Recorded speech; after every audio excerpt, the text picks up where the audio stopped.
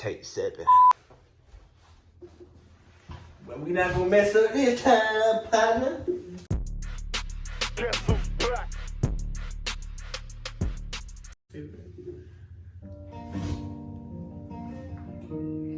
Oh man, I remember this beat. For what?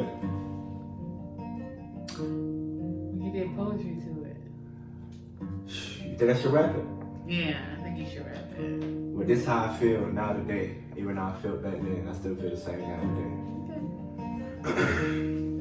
Look, I'm trying to get in a place where I'm comfortable, that's comfortable, all of us so unconditional. You have a visual that's typically convincible. I want your love to be emotionally, mentally, and physical. You stole my heart just like a criminal. That's not the pinnacle talking, not trying to be lyrical, but you a miracle walking. See, you're the apple of my eye. I'm the angel that you need. You're my pride when I walk. You're the air that I breathe. I'm the comfort when you grieve. I'm the arm to your sleeve. You're my bandage when I bleed. I'm the to my relief. You're the egg, I'm the seed. I'm the pain when you conceive. We make life, you make things right. When I tend to go left, you make things right. Feel it in this poetry. You're the words that I write. You're the stars to my sky. I'm the moon to your night. Love waking up to you. You the sun when it's bright. See, man, look, you got me over here rapping. You got me over here rapping, even though I messed up. But guess what? What? This is TTP Podcast, the #1 podcast that brings you life, laughter, and most importantly, the real, the rugged, right through your speakers. I'm your co-host, Tori. Swerving in a different lane. I'm just a nigga from the trenches sticking to the tail. I'm your host, Tori. But I never fall. I kept it solid with niggas that didn't do the same. That's why I moved different, swerving in a different lane. I had to switch up the rhythm to get it clear. These niggas be faking, don't love you like they say they do. Since I got my wife here today, niggas turn and she sour. looks That's so why I stick to beautiful, myself and keep and it I'm moving not on you cowards. and, I can never I love do you, that and I fake shit, appreciate you even if I for try. everything I'm a that you do, living and all the things that you do. Today's episode, appreciate you. Today's episode is going to be about love languages. So as you can see, her love language just by me saying this is words of affirmation. Is that right? Words of affirmation? No. What's your love language? Since you got the book in your hand, show them the book. Oh my God, you guys, you should go get this book. It's called The 5 Love Languages. You should go get it. The Secret to Love That Lasts. My love language is not words of affirmation. That is your love language. My love language is physical touch. Okay. Yes. And I think the other one is acts of service. Acts of service. Okay, just like she said, my love language is words of affirmation and receiving gifts. Oh, yes, he loves gifts. Yeah, receiving gifts. Now, my question to you is, before we get into it, like and subscribe. Like and subscribe and help us get reach our goal to this channel. Yes. Like I said again, like and subscribe so we can reach our goal for this channel, so we can keep pushing, keep making these hot and inspirational videos for you guys. Yes. I love you and I thank you. And again, like and subscribe. What I was about to ask you is, what or how important for me to show you these love languages? That's a good question. So in any marriage, I feel like there should be an understanding between two individuals where they learn each other's love language. And for me, you knowing my love language lets me understand that you really, truly love me. Okay. So, for instance, I'll give you an example. I love physical touch. So when we are at the movies, or we're walking in the street, or going in the store, and you're holding my hand, when we're sitting on the couch and he just rubs my back or plays in my hair. Even when I walk in the door and I've had a hard day at school, yes, you guys, I am back in school. You know, give me a hug. That's why she been gone. That's why she been gone. I've been not. Remember I told you in that first video, I was nodding off, trying to help her with her schoolwork. Like I said, I congratulate you on that. Thank you. For your starting of your goals and in the future your success. I want to say I appreciate you for stepping into something that you was afraid of, because that not just motivates yourself, but it motivates me as a husband, as a leader. But continue, I'm sorry. Yeah, so back to the story. And one of the things that I can say that will just make my day is if I have, came in the house and I've had a long day at school, I have 6 classes, guys, so I am constantly busy. Yeah. But if the house is clean and the dishes are clean, we about to get it on. Oh, right, yeah, that happens a lot. Yeah. So with me, the gift giving, it kind of stemmed from me having a lot of brothers and a sister, and when you have a lot of brothers and a sister and coming from a poverty environment, you get hand-me-downs. And as a little kid, you want to be fresh in school, so you want to get hand-me-downs and stuff like that. Yeah. So it was hard for me getting like new stuff on the birthdays and holidays. I did get stuff, but it wasn't always what I wanted. Okay. So as an adult, and by me maturing, gifts, when you give me gifts, that's make me feel like, you love me. And words of affirmation, man, that's my biggest love language. Yes, like if I'm over here rapping or making music or even doing something small as cooking, she tell me, oh babe, you smell good, or babe, you look good, or babe, that sounds good, or babe, keep doing you, you gonna be fine, or just anything that's encouraging. To me, that's like my biggest love language, and that what keeps me going. Yeah. So my question for you, and I guess for the fans out there, is how hard is it to make sure that you are at least pursuing your partner's love language if you struggle in that particular area? You said how hard? Honestly, if you don't know, it's going to be hard. Okay. Now, to me, that where patience and understanding comes in. So if you're patient with me and I'm patient with you, to allow you to teach me and vice versa, that plays a big part of me not knowing your love language. Okay. So if let's just say, for instance, right, if like you said, your love language is physical touch, and you had a hard day at work and I just walked past you, how would that make you feel? And I don't say nothing to you. I just say, hey babe, how you doing?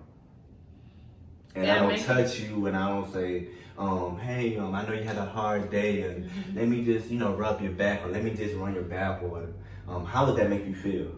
Number one, it made me feel like, is there something wrong? Like, did he have a rough day today? If he says no, then I'm like, did I do something wrong? Is he mad at me? Because he knows that normally when I come in the house, the first thing we ask is, how was your day? Right. And we give each other hugs. Right. So now, a lot of people in relationships, they jump to conclusions because they don't have the patience to understand their other half or their significant other. Right. To try to understand why, or they'll get down to the root of what's the reason for them not understanding me or understanding my love language. So if she didn't have the patience and just jump to conclusions and say, why you didn't touch me, and I had a bad day, now that can stir up an argument with me saying, why you acting like that? It's nothing. But if I understand you and I have patience with you, then I will understand, okay, I know that's your love language, so let me work. Let me work towards give you the physical touch that you need. Or what was the other one? Acts of service. Or doing things around the house. Because anybody don't want to come or work a 9 to 5 and come home with dishes in the sink, food not cooked, the kids running around, doo-doo in their diapers, and you know, and you can be like, babe, why you didn't change the baby diaper? Or, oh, babe, you see all these dishes in the sink, and you just walking around here that, you know, that's gonna make you feel like, dang, like. Well, I can, sorry to interrupt you. I can say now, kids, thank you. Kids, to me, I feel like having kids or people who are stay-at-home moms or stay-at-home dads, I feel like that is also a full-time job.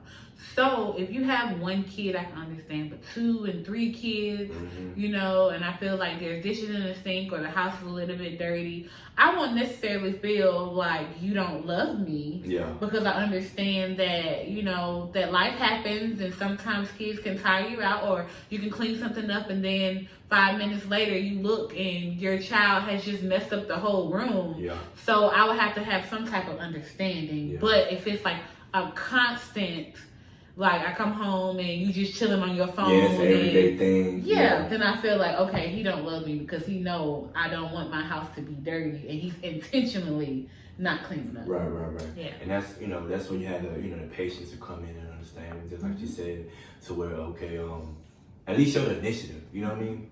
As long as you show the initiative, I feel like the patience and the understanding will just fall into place, and everything will be one.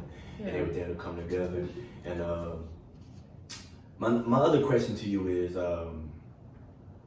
how can a person find their significant other love language? It's easy question to answer. If you do get this book, which is called The 5 Love Language, there is a questionnaire in the book.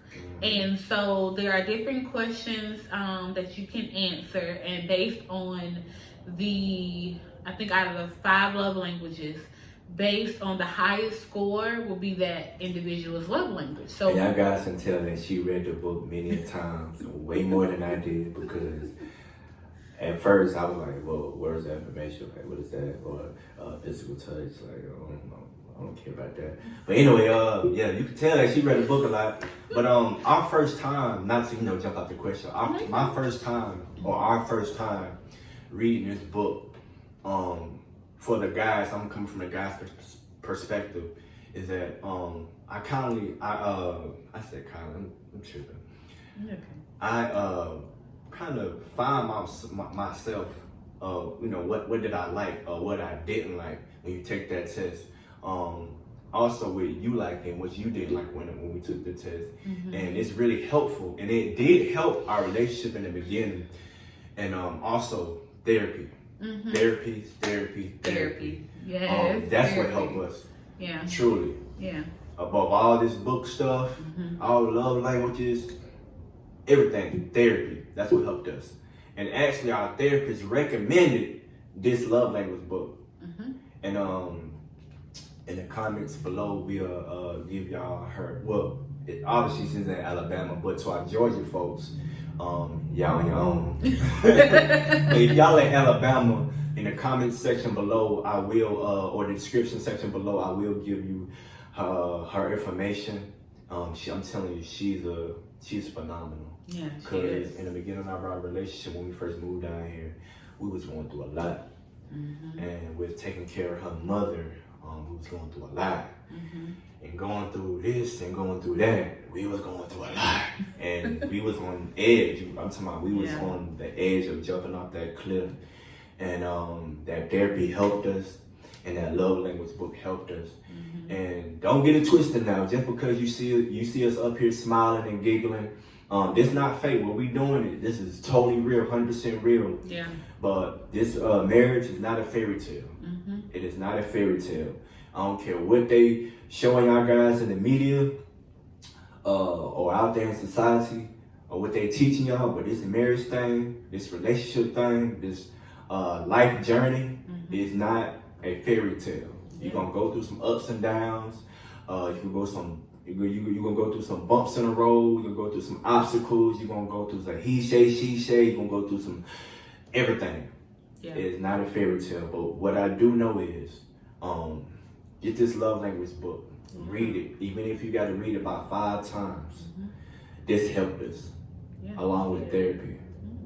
Along with therapy. So let me ask you this question: a lot of men do not like to go to therapy, and I feel like therapy helps. Not only it helps your mental, but it helps your emotional as well. Yeah. And I guess and physical. Yeah, and physical in a way. Okay. Because me personally, a couple years ago, I battled with depression. A lot of y'all don't know that, so that's another thing for our fans. With TTP podcast, we don't hide anything. Right. Totally transparent. Yes. Yeah. I was battling with depression, and depression is a mental illness that affects you physically, mentally, and emotionally. And if you ask me, how does it affect you physically? What is stress? What does stress do to your body? Yeah. That's that number one key. That's a killer, a silent killer, stress. Yeah. That affects you physically, also mentally and emotionally. Mm-hmm. So therapy, a lot of black men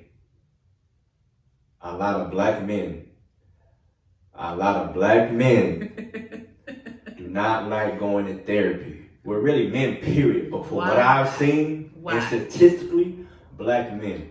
Because in our community,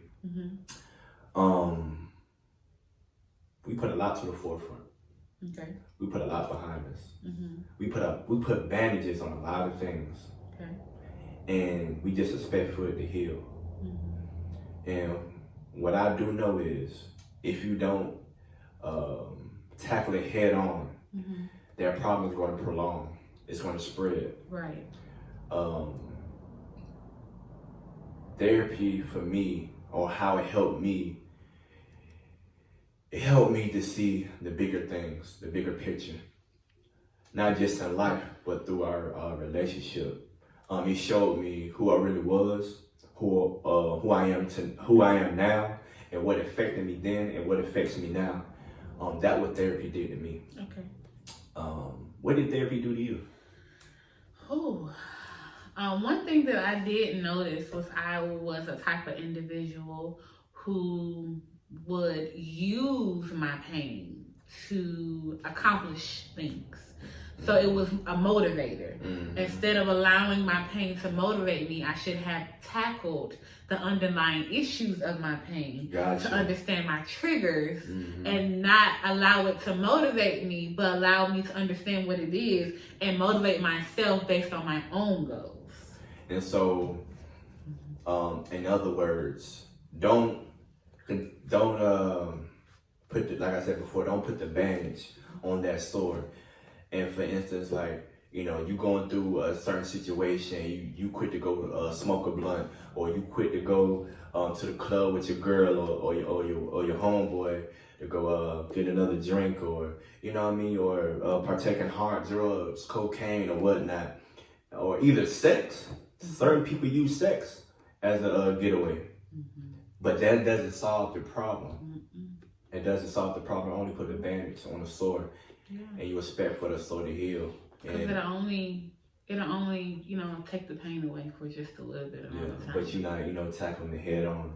Right. And that affects your love language. And I do know that if you don't tackle it head on, your love language could be words of affirmation. But if you continue to prolong or don't take that problem that you once had and tackle it and take care of that problem, your love language could change. In a bad way and in a good way. Right. So, because I want to say that my love language initially in our marriage was not acts of service. It was physical touch and quality time. Yeah. And I would say that back then my love language was words of affirmation. It was physical touch, and what was it? It was acts of service. Yeah, physical touch and act of service. And the reason being is I felt like my getaway was sex. I felt, because in the beginning of our relationship, you know, you had the V card, and I felt like dang, I'm with this girl, and like she not giving me nothing, like cold turkey. I'm talking about boy, bruh, like it was bad. It was bad, but I was going through so much, and I felt like sex was my only way out. So when I wasn't getting it from her, it was like, man, I don't know where to run to. So I kind of programmed myself to, okay, if I'm going through this, let me go hit a blunt or let me go drink.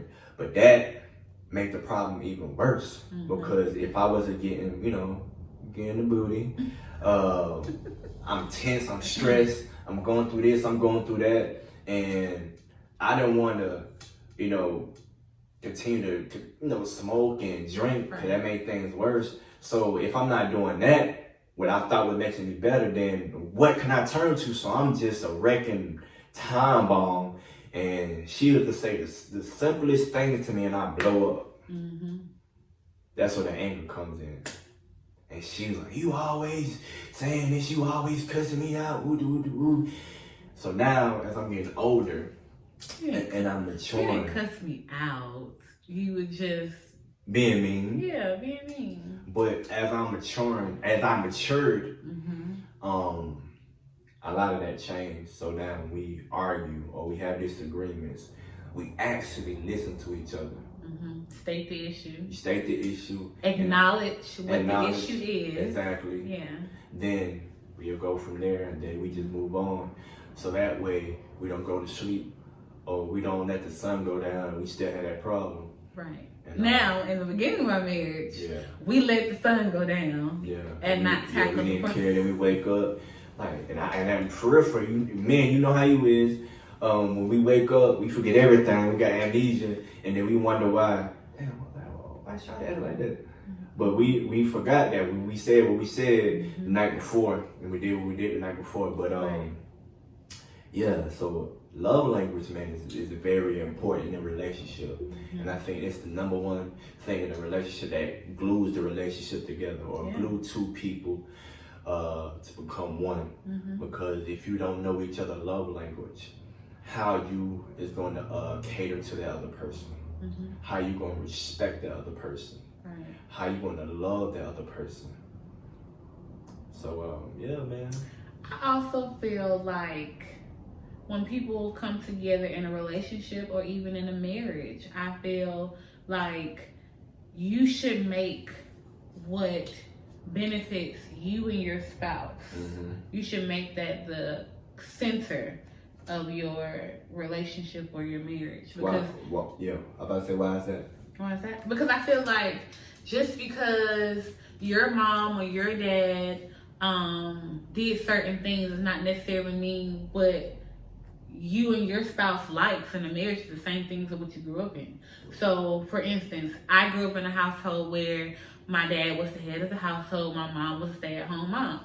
That is not the case in my marriage. We both work, and we both take care of the household. I don't want to be a stay-at-home mom. Right. I have dreams and aspirations that I want to accomplish. Yeah, and I don't make you be a stay-at-home mom or do things to make you feel like you a stay-at-home mom. Because then with me, and this is going to be another video, but we just, chopping it up a little bit. But with me, I feel like a relationship is not 50-50.